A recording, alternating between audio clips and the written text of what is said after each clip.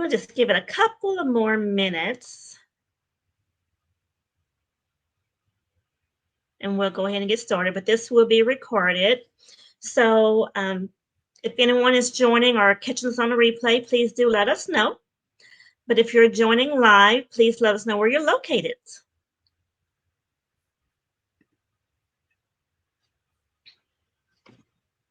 And we're just going to go ahead and get started. Okay. My name is Shawana Austin. I'm with Paradise VIP Travel. We specialize in curating trips around the world, group travel, as well as destination weddings and honeymoons to some amazing places. Today, we actually have a special guest. We have Siobhan with the Japan Tourism Board, and she's going to tell us all about Japan today. Okay, Siobhan, take the wheel. All right. Well, thank you so much for that introduction. Let me get my PowerPoint started. But as introduced, I am Siobhan. I'm with the Japan National Tourism Organization's Los Angeles office, and I hope everybody can see the slide. Let's see. Yes, there might be a setting on. There we are. All right. So, like I said, I'm from the LA office of the JNTO, and I'm really excited to be here today. And thank you so much, Shawana, for having myself and my company in Japan. But to start off, I'm sure everybody's very curious. What's the entry requirements right now for Japan? The border enforcement measures are still in place until further notice. So this does mean that foreign nationals aren't allowed entry into Japan for touristic purposes right now. But as long as you get a visa for business, medical, student, you are allowed entry. But for those details, we do recommend going on to our COVID-19 advisory page on the JNTO website, which is updated near daily, or contacting your local consulate general of Japan, as they are actually the authorities regarding these measures and are better suited to answering any inquiries regarding these enforcement measures. But moving on about Japan, let's get started with Japan 101. It's actually a country located in East Asia. So as you can see here, there are a lot of direct flights across the US. From LA, it's about 10 to 11 hours. And then from New York, it's about 13, 14 hours. While there are no direct flights from Florida, as you can see here, there have been many direct flights across the East Coast. So you do have quite a few options there as well. And Japan itself is an international gateway. It is an island country, so there's quite a few places to fly into. Most people are familiar with Narita International Airport and possibly Haneda International Airport. Those two are going to get you very close to the capital of Tokyo. And if you want to choose to start your trip a little bit further west, you could always fly into Kansai International Airport, which will actually get you closer to Osaka and Kyoto. And once you're in the country, it's very, very easy to get around. There's some fantastic hires for private cars. You can rent a car, but Japan is really renowned for its public transit. So within major cities, you have some great bus and train options. In fact, many major cities have something called an IC card, and these are reloadable prepaid travel cards similar to LA's Tap card, New York's Metro card, London's Oyster card, if you're familiar with any of them. Just load up some money, and all you have to do is tap in and out at the turnstile, and you don't even have to worry about what you're paying. And these cards you can actually utilize at certain participating convenience stores and vending machines, so it's really easy to purchase snacks as well. But what many people have on their bucket list when they travel to Japan is the Shinkansen, or the bullet train. Now, as you can see on the map here, the bullet train system does span the majority of the country, making it very usable. It's very punctual as well. As you can see on the slide, it says it's only a delay of average 54 seconds annually. So what this means is if you're late to your platform by just a minute, you might have missed your train, but don't worry. As an international passport holder, you could purchase the Japan Rail Pass. It's also known as the JR Pass. It comes in 7, 14, and 21-day durations, but it basically gives you unlimited rides to most modes of JR operated modes of transit. So that does include the majority of the bullet trains, some limited express trains, local buses, and even some unique options such as the Tokyo monorail, hop on, hop off buses in certain cities, as well as ferries in certain areas as well. And I'll be going back to that towards the end of my presentation. But you could also travel in style for the bullet train. There's actually three classes. So you have the ordinary car, which is very comfortable in its own right. On the upper left, though, you have the green car, which is kind of like a business class. It's all reserved, very nice, just a tad more comfortable than the ordinary car. But if you want to travel in the seat of luxury, you could always upgrade to the grand class, which is pictured on the lower left there. But it's only available on two of the lines of the bullet trains.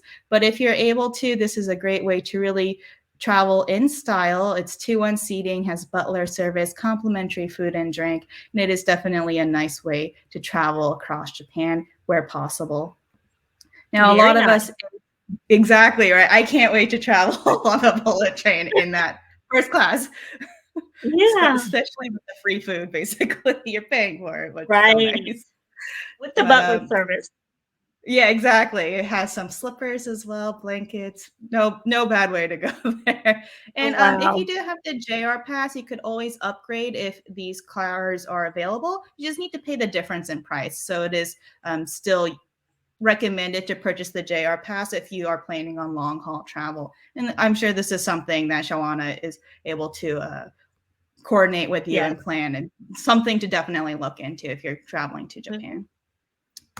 Now, again, everybody is using their phone and Wi-Fi. I surely am, especially if I'm traveling. While Japan does have free Wi-Fi across the country, of course, anything free, especially Wi-Fi, doesn't tend to be great because everybody's utilizing it.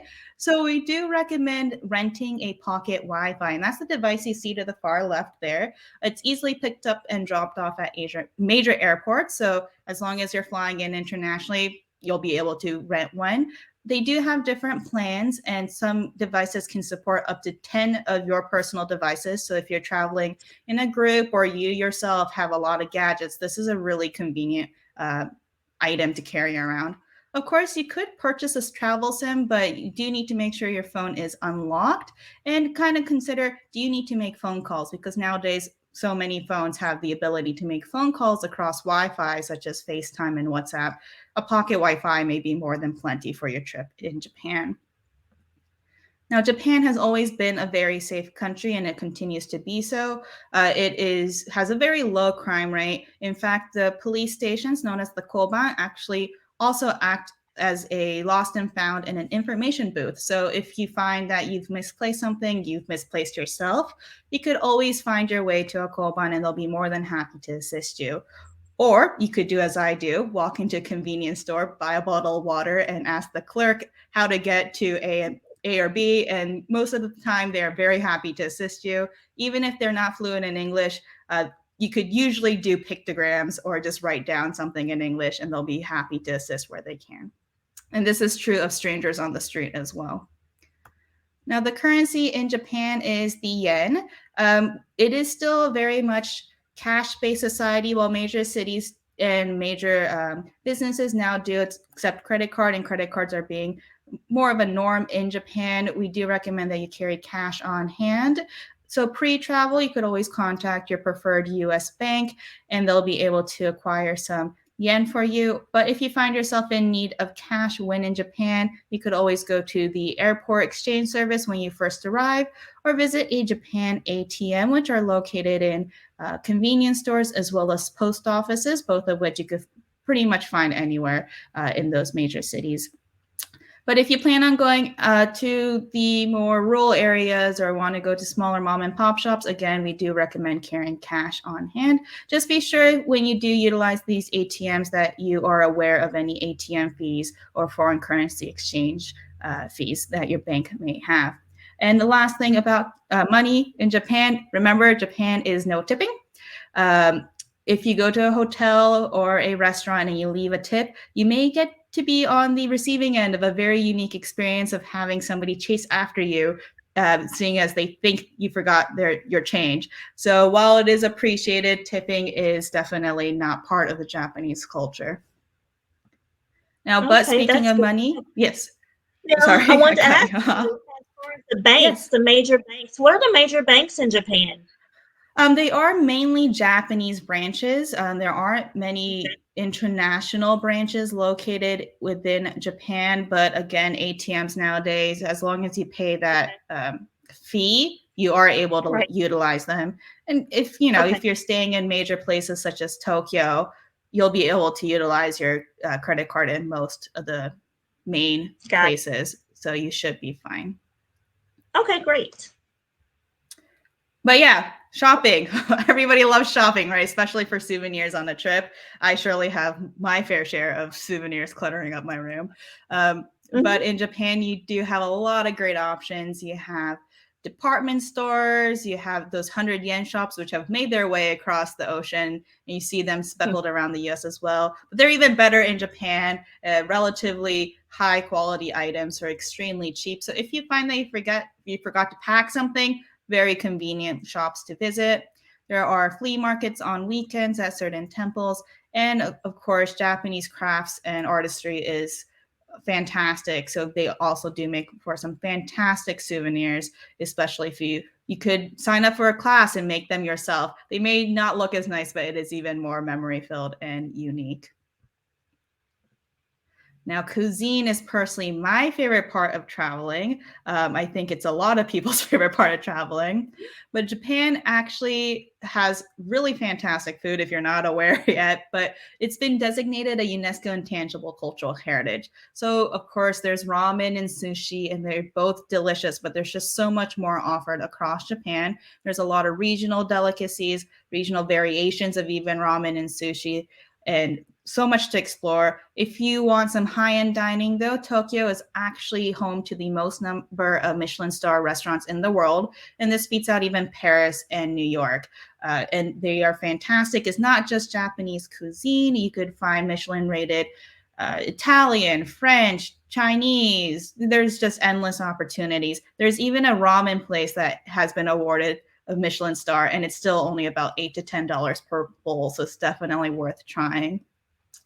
But even if you don't want to spend that much money for the Michelin restaurants, you have some fantastic food options. You have mom and pop shops. As weird as it might be, one of my favorite places to grab a snack is the convenience store. Compared to the US ones, it's much, much nicer, I guarantee you. And the snacks are very delicious. But you do, again, have those regional cuisines that very much recommend you try when traveling around Japan. And while you're staying in Japan, you do have quite a few options as well.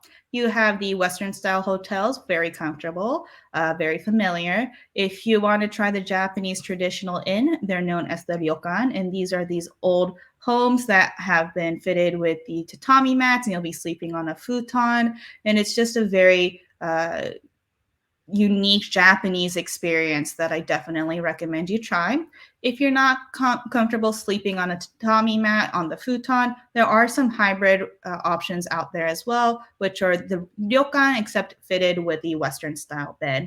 But again, you have other unique opportunities. You have B&Bs known as ninshuku. You could stay at a temple lodging known as a shukubo, where you'll eat vegetarian meals and participate in morning meditation with the Buddhist monks. And they now even offer castle stays, where the castle will be just for you and your partner or whoever you're traveling with. And it's a very unique, luxurious experience. Wow. Yeah, it looks very nice and very exclusive, but it looks extremely nice. But it is relatively new, so definitely you could be one of the first few people to book that castle. It is available only in 2 castles in Japan right now, but it's definitely a unique stay. So, of Sounds course, like yeah. it. um, Japan, probably a lot of people think of cherry blossoms. I don't, blame you. It's gorgeous across Japan when it does bloom. And it is usually in spring. However, most people think it's March or April. They're not wrong. That's around when it peaks in the central Japan, around Kyoto and Tokyo. But you may be surprised to learn that they bloom as early as late January in the southernmost islands of Okinawa. And they're going to bloom south to north. So towards the early May, you might even see them blooming in the northern island of Hokkaido. So it is a moving target, but you do have an opportunity to see them outside of those 2 to 3 weeks in March to April that everyone always seems to aim for. But speaking of seasons, there's really no bad time to visit. The climate in Japan is very similar to the northeastern US, so kind of think New York area. You do have all four seasons, and they're all very distinct. Of course, spring, you have cherry blossoms as well as other gorgeous floral blooms. You have firework festivals in the summer. You could don a summer kimono known as yukata, walk around the street stall foods, play some street stall games, and enjoy those fantastic fireworks shows at the end of the night. Fall is the season of food. So if you're a foodie like me, perfect time to go. You get fall foliage. But in addition, you get some unique, delicious foods, as Japanese cuisine does feature a lot of seasonality. So there's a lot of ingredients that are only available during this season. And if you're a fan of skiing, winter sports, snowboarding, winter is a great time to go, as there's actually some great prime powder snow in parts of Japan, very popular with some major skiers. And if you're not a fan of skiing, there's some great nighttime illuminations and just another excuse to enjoy those hot springs it found across Japan. Yeah. So how's the temperature like? Well, how cold does it normally get in the It really winter and fall? varies. Japan is extremely long. So the southernmost to the northernmost, you could kind of consider to stretch from Baja California all the way up to British Columbia. So it is very long. So there isn't really one temperature that Okay. seems to kind of be stable at. So the southernmost islands, you don't really get a cold winter. Of course, it gets chilly on their personal temperature range, but it's still very much the tropics of Japan. But if you go up north, it gets very cold. You could consider it to be subarctic at parts, but you could go, ice fishing. You could go lots of ice activities up there. But in Tokyo and Oh, Kyoto, it does get chilly. Definitely you want a coat. It snows a lot.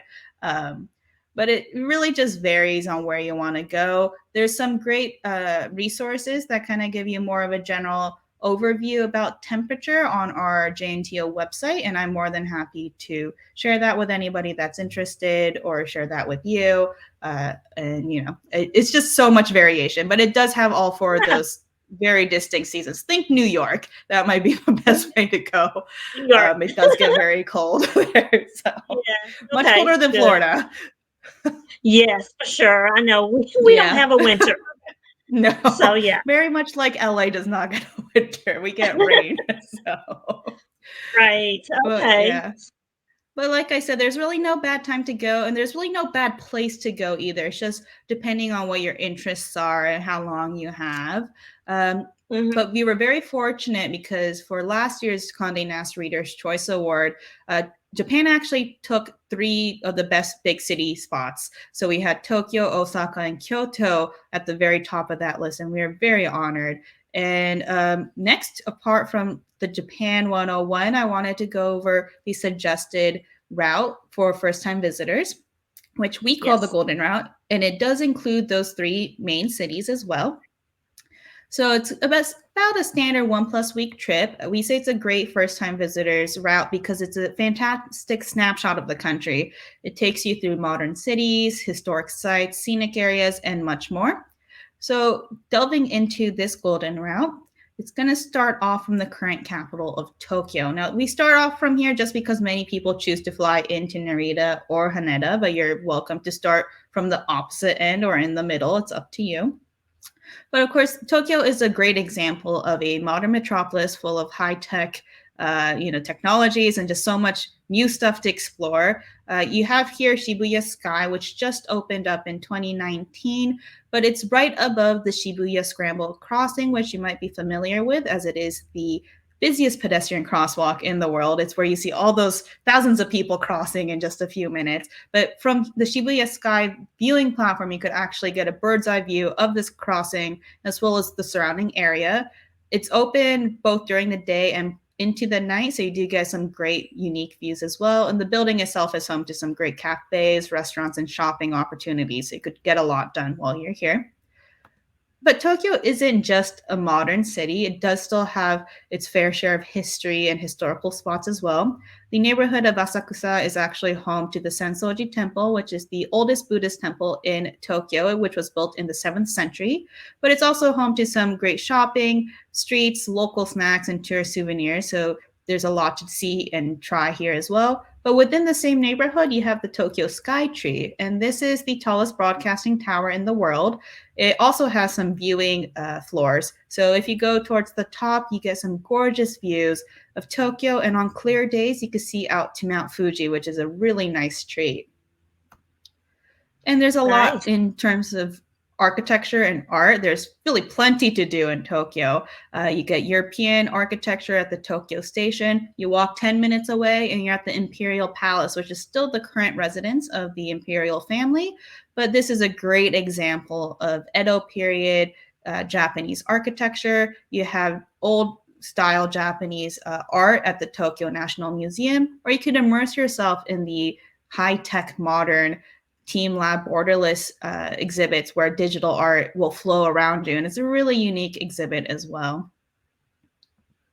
But you also do have pockets of nature. So if you get a little bit tired of the hustle and bustle of the city, you could easily find one of the many gardens located across Tokyo and enjoy nature before you get right back into the heart of the city.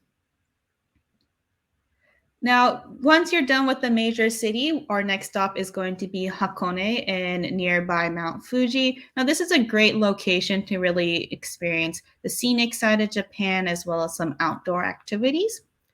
You have horseback riding, kayaking, canoeing, hiking, cycling. It's just really an endless list of outdoor activities you could try here. You could go on a mountain railway, and depending on the season, you'll be surrounded by hydrangeas, cherry blossoms, fall foliage, snow. Really, no bad time to go again. Or you could take the Owakudani ropeway over some volcanic vents to venture up to Lake Ashi. And here they offer some scenic boat tours, one of which is a pirate ship. So that's quite fun when you get to go out onto the lake and see Mount Fuji on the clear days as well. But being so close to Mount Fuji, Hakone is actually home to many, many, many natural hot springs, also known as onsen. And with these hot springs, you usually have the traditional Japanese inn. So this is a great opportunity to spend a night or two here, enjoy in some outdoor activities. There's some great art museums around as well, and enjoy the hot springs and the traditional Japanese hospitality. Wow. Now, I'm just it is, amazed yeah. all over. That's nice. Relaxing. There's a lot to do. Relaxing on a trip is one of the best things because everybody just shoves all the days full and then you get tired but the hot springs, you just relax. It's so nice. Like a must on the trip. It's definitely a must. And throughout cities, but especially in places like Hakone, which is home to a lot of these hot springs, you'll find things known as ashiyu. And these are foot baths. You'll see them randomly in the cities. They might have them at the nearby cafe, or they have one in one of the museums as well. But you could just take off your socks, roll up your pants, and warm up your feet, so you could kind of relax your feet after walking so much during your touristy days. Very nice. Yeah. And each of these hot springs also have their own medicinal benefits. So some of them are said to give you silkier skin. Some of them are said to fix you of all your health ailments. So it is nice to kind of hot spring hop and try different hot springs as well. All right. So our next stop is Kyoto, and this is the cultural and traditional heart of the country. It is an ancient capital of Japan prior to Tokyo, but it's home to 17 World UNESCO Heritage Sites, 3,000 shrines and temples. So there's quite a lot to do here. Some of them are iconic. My favorite place is the Kiyomizu Temple. You walk up a hill, you get a fantastic view of the area, and there's a lot of small shops on the way to this temple. Some iconic spots include the Fushimi Inari Taisha Shrine, which is really known for their vermilion torii gates lining the path all the way up to the main shrine. These gates are donated by local businessmen and businesses in hopes of gaining good success in business. And the further up you go, the less people you'll encounter. So you could get that photo that's just solo. You don't have people and strangers in the background. But you don't have to go all the way up. I went with my great aunt who was 83 at the time, and she gave up about 10 minutes in. But even that was plenty to enjoy this area. You might have also seen the Arashiyama Bamboo Grove before, and this is just fantastic. You're going to be surrounded by these really, really tall bamboo plants. Again, further up you go, the less people you'll encounter. And at the end of the route, you actually have an old estate, which you could purchase a ticket to enter. You get gorgeous views of the surrounding area. You could walk around the estate and its garden. And the ticket price will also include a cup of matcha tea and a sweet, so it's a really nice way to relax as well. And throughout Kyoto, you'll find a lot of opportunities to rent and don a kimono. You could take photo opportunities. You could go on a rickshaw ride and really experience Kyoto and old time Japan. But apart from these major touristy spots, I do really recommend just wandering around the city. I really enjoy walking around Ninenzaka and Sanenzaka districts and the surrounding areas. They're just old kind of streets. You could get lost in them very easily, but they're surrounded and lined with mom and pop shops, souvenir cafe shops. So it's really fun way to discover these unique hidden treasures. But of course, Kyoto is really well known for their geisha and their maiko. So if you do have the opportunity, that is definitely something worth trying as well. Now, just 15 minutes away by bullet train from Kyoto, you have our last stop along the Golden Route, which is known as Osaka. And Osaka is known for its nightlife, delicious foods, and very friendly locals. Osaka is another great example where both modern and traditional Japan meet and meld.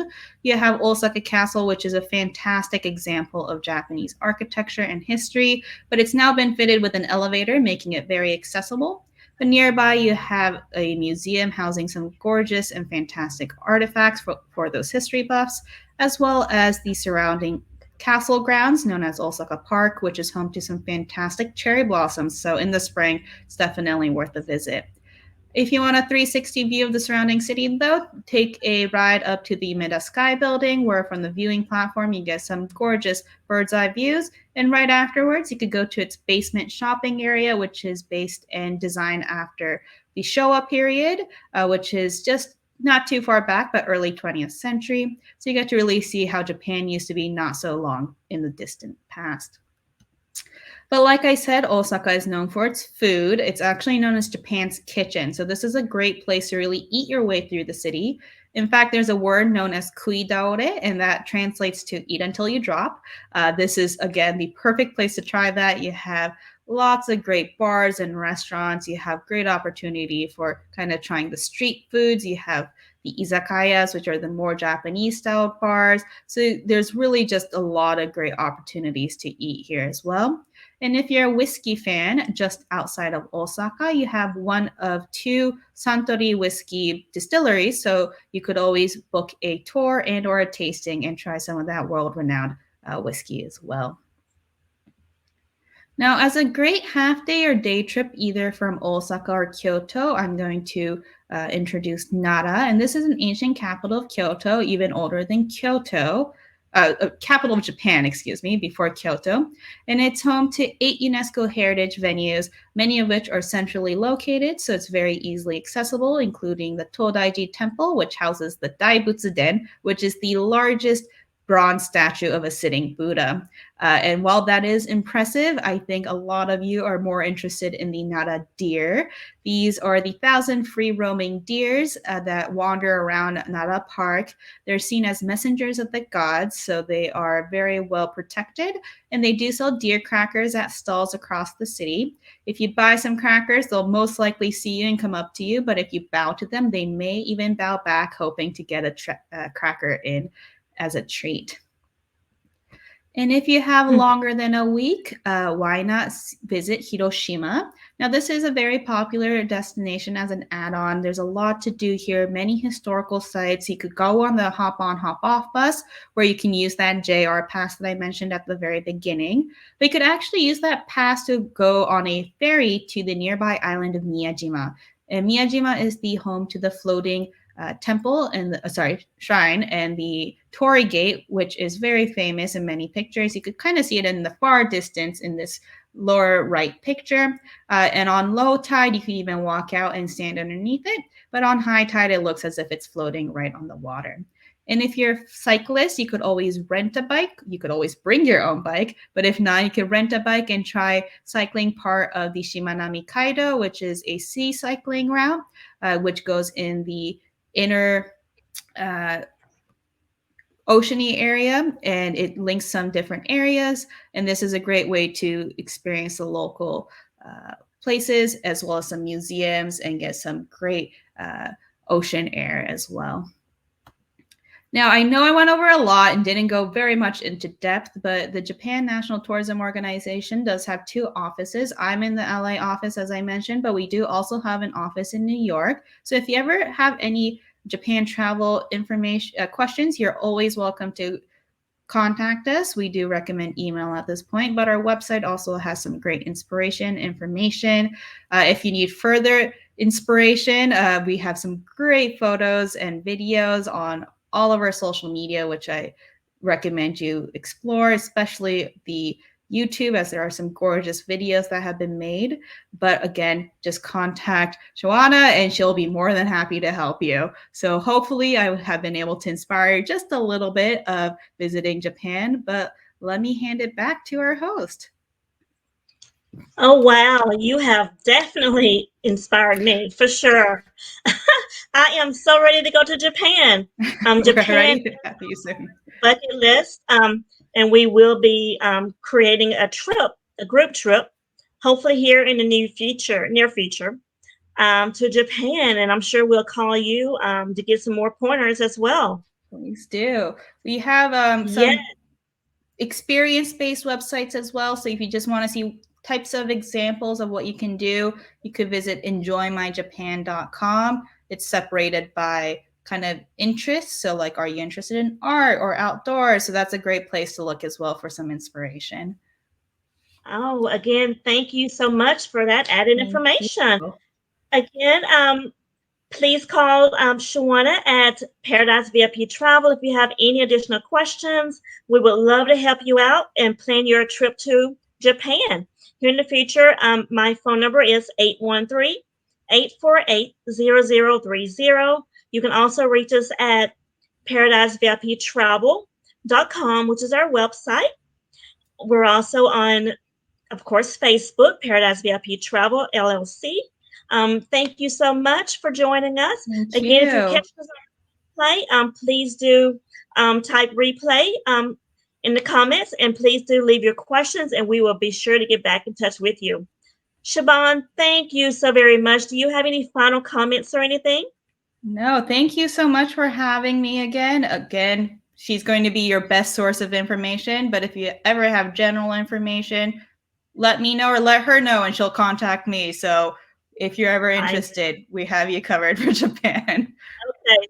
Yes, we do for sure have you covered. Thank you so much again for joining us. Have a good Thank evening. you.